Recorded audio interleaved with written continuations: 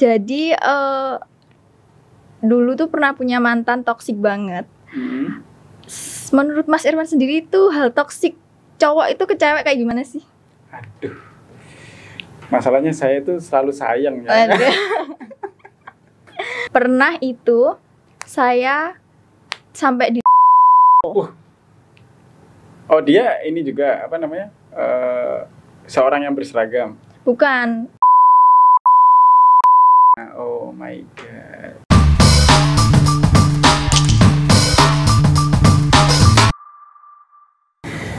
Assalamualaikum warahmatullahi wabarakatuh. Hai sahabat semuanya, jumpa lagi dengan saya Mas Irfan. Pada kesempatan yang penuh kebahagiaan kali ini, saya ingin membahas tema yang cukup viral. Setelah sekian lama nih, hampir 1 tahun ya kita tidak bertemu karena ada beberapa tugas negara yang harus Mas Irfan selesaikan.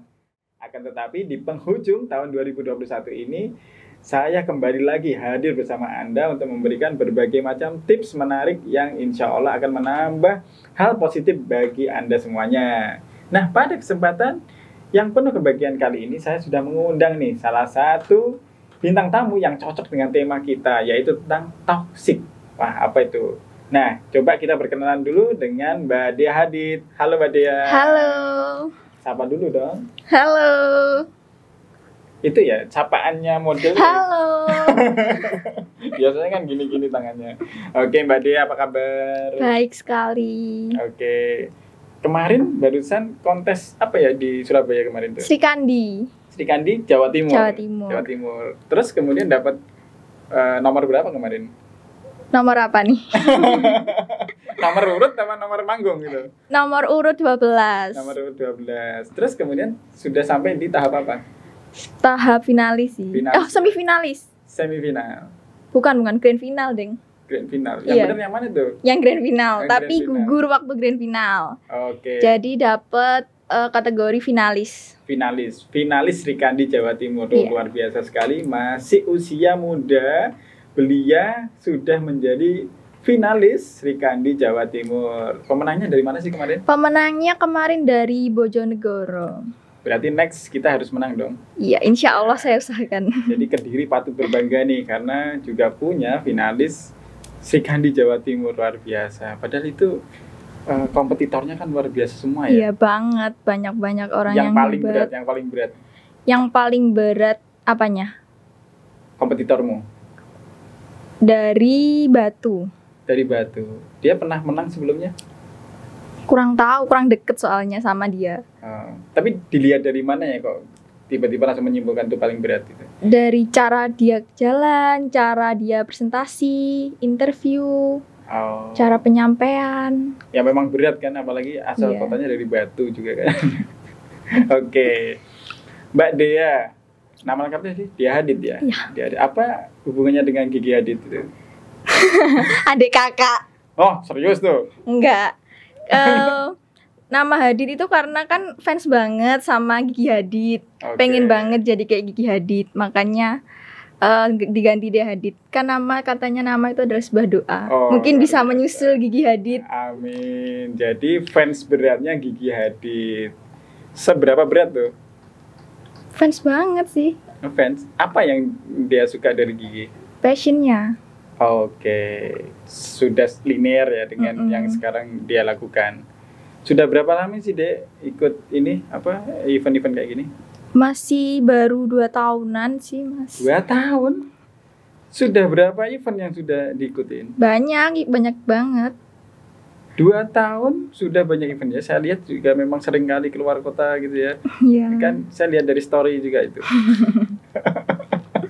Oke, tema kita Dek itu kan lagi bicara tentang toksik ya. Apalagi kemarin ada kasus viral ya di kota sebelah itu yang sampai ya naudzubillah ya jangan sampai terjadi ya besok kapanpun dan kepada siapapun ya, karena kejadian yang seperti itu selain mencoreng ya nama baik keluarga, juga kita sebagai orang yang ngerti tentang hukum dan agama gitu yang tidak seharusnya dilakukan kan gitu. Nah, konon nih saya dengar-dengar dari teman-temannya Mbak Dea nih, konon ya katanya pernah ya ditoksikin kayak gitu. Nah, Iya, gimana betul tuh ceritanya? Itu lagi baru mulai langsung tema utama nih ya. Karena judulnya memang toksik ini. Saya sudah siap-siap bawa ini. Buat mukul orang toksik. Enggak. Ya ini buat ini aja, latihan tangan aja. Oke, silakan. Jadi dulu tuh pernah punya mantan toksik banget. Menurut Mas Irwan sendiri tuh hal toksik cowok itu ke cewek kayak gimana sih? Aduh. Masalahnya saya tuh selalu sayang ya. Jadi saya sayang sama ibu saya. Alhamdulillah. Saya sayang sama adik cewek saya. Saya juga sayang sama istri saya. Saya punya anak cewek juga sayang. Pembantu cewek saya juga. Kalau pembantu saya ibu-ibu yang cewek. Tapi termasuk dia adalah wanita. Jadi menurut saya ya wanita harus dihormati, disayangi, diberikan tempat tertinggi, tidak untuk disakiti. Nah, betul banget, cocok banget. Okay. Kalau mantan saya ini nggak gitu, sebaliknya kasar banget. Entah tuh sama saya doang apa sama cewek lain juga gitu. Tapi kalau sama saya tuh kasar. Pernah itu saya sampai di Oh dia ini juga apa namanya seorang yang berseragam. Bukan. Oh my god. Jadi terus dia itu mungkin karena waktu itu berantem. Terus? Karena kan anaknya sebelum itu juga emang kasar dari awalnya, suka mukul, suka jamba, suka mukul, suka jamba. Oke. Itu kamu ikatannya apa? Pacar waktu itu, Mas. Pacar. Oke, itu. Toksik banget. Sekalian. Jadi masih pacaran sudah mukul, sudah jamba. Itu kena pasal KDRT enggak ya? Coba nanti saya lihat. Apa? Ya kalau mukul jamba pacar itu kena pasal KDRT atau kecuali pasalnya nanti bunyinya gini. Kalau sama-sama suka dipukul dan suka dijambak, berarti tidak termasuk pasal. Tapi kan nggak ada orang yang suka dipukul. Oh iya sih, oke. Terus lanjut. Abis gitu ada, kan udah enek banget nih sama cowoknya itu aku. Terus minta putus. Habis itu aku deket sama cowok lain nih, Mas. Deket sama cowok lain. Berarti belum putus, kamu deket sama cowok lain? Enggak, udah putus. Oke, udah putus, aku deket sama cowok lain. Dianya nggak terima kalau aku deket sama cowok lain. Oke. Habis gitu si gebetanku itu dihubungin gitu sama dia. Terus? Intinya jangan sama aku lah gitu. Nah, kebetulan si mantan aku ini kan satu kelas sama aku. Jadi Jadi itu masih sekolah? Iya, masih SMA. Oh my god. Anak SMA sudah bikin drama kayak ngalang-ngalin drama Korea aja drama gitu. Banget bisa bikin novel gitu. Terus, Habis itu si kebetulan satu kelas ngajak balikan nih mantanku. Akan nggak mau, udah kayak toksik banget. Selain kasar, ini anak suka selingkuh gitu. Jadi udah parah banget gitu. Kasar, suka selingkuh. Terus? Udah gitu ngajak aku balikan, maksa kan. Aku nggak mau. Itu habis gitu dikasarin lagi sama dia. Tangan aku dikasarin, pokoknya dipeluntir gitulah. Nah aku kan punya gebetan, otomatis aku cerita ke gebetan aku.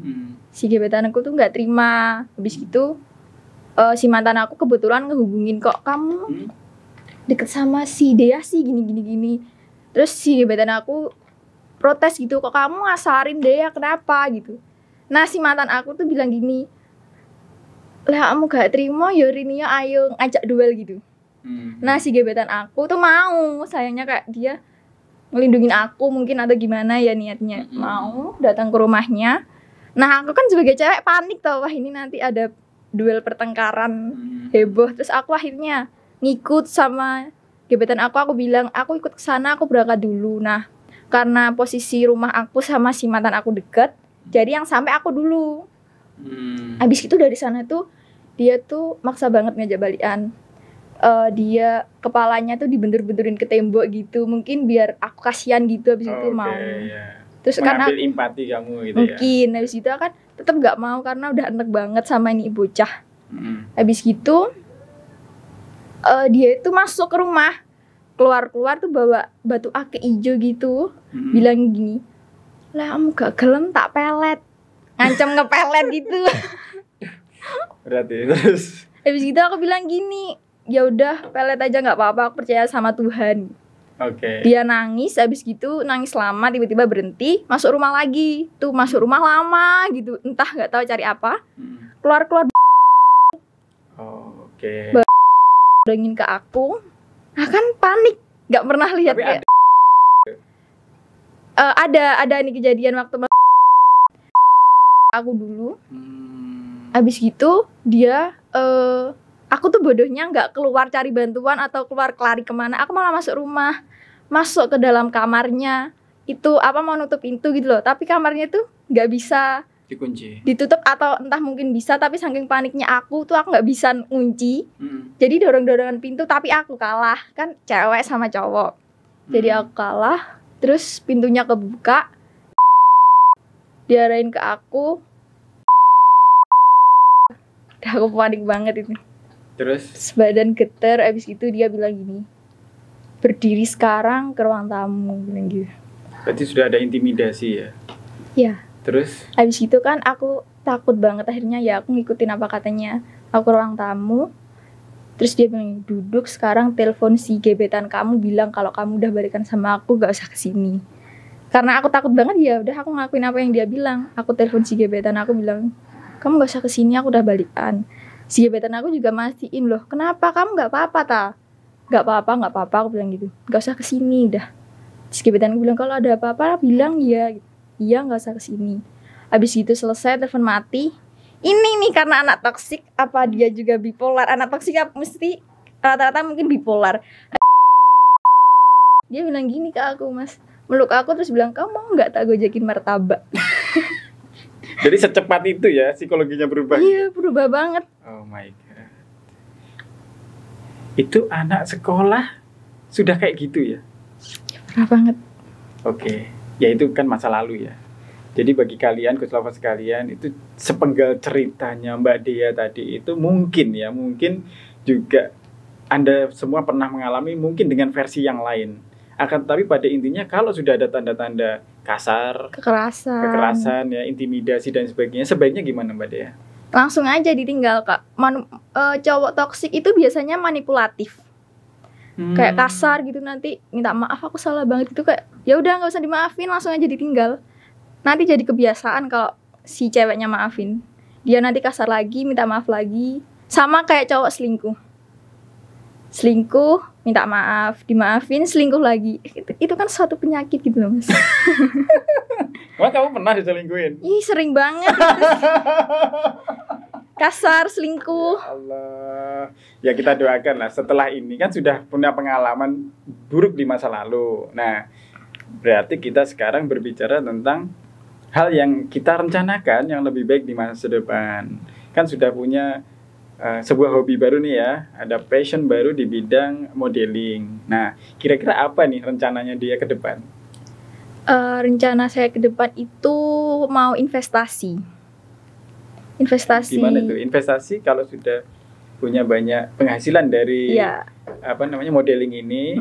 Apa itu kan biasanya anak muda sekarang dibeli gadget, perhiasan, gitu kan? Terus kemudian baju, kendaraan, mungkin juga kalau masa depan rumah gitu ya? Iya, kalau saya itu pengen investasi rumah, Mas. Mau investasi rumah. Apa alasannya? Ya buat masa depan saya. Kan anak sekarang itu, salah satunya saya juga pengen pisah dari orang tua sih. Pengen mandiri. Iya. Oke. Berarti sekarang masih tinggal dengan orang tua? Iya, masih serumah sama orang tua. Oke. Kalau misalkan tadi investasi rumah ya, pengen pisah dari orang tua, itu pengen tinggal di mana? Kalau saya pengen punya tempat tinggal di deket bandara, tapi juga deket sama rumah orang tua, jadi tengah-tengah gitu. Kan ini Kediri mau dibangun bandara. Ya sudah berjalan. Iya, sudah berjalan ini. Berarti antara bandara dan rumah. Iya. Rumah orang tua maksudnya kan ya. Tengah-tengah gitu. Oke, kenapa harus mendekati bandara? Ini kan apa-apa sudah tanya dekat bandara juga belum jadi kok. Karena kan aktivitas saya mungkin sering keluar kota, mungkin juga sebentar lagi luar negeri, amin. Ada cita-cita ya? Iya, pastinya ada cita-cita sampai ke sana. Habis itu mungkin lebih gampang kalau transportasinya. Oke. Memang dekat ya, kalau dekat bandara pasti nanti exit tol-nya juga dekat bandara kan ya. Biar lebih gampang gitu kalau mau keluar kota. Jarang loh anak muda itu yang punya pikiran seperti itu. Tapi mungkin bagi Mbak Dea semua sudah tercukupi ya, perhiasan saya lihat sudah punya semua. Handphone juga sudah punya 2 ya kan. Terus kendaraan juga sudah kemarin baru beli. Ya, berarti tinggal rumah. Oke. Iya. Terus kemudian ada hal lain mungkin yang untuk mendukung ya, mendukung karir dan prestasi itu. Kira-kira apa selain keluarga mungkin terus? Keluarga, teman. Teman ya. Teman penting banget sih. Untuk Circle. menyeleksi teman yang tidak toksik dan memiliki circle yang bagus, bagaimana tips-tipsnya? Itu kelemahan saya, Mas. Saya tuh nggak pernah pilih-pilih teman kayak ini tuh anaknya baik, ini enggak. Semua itu saya temenin. Kadang malah saya kayak ditipu.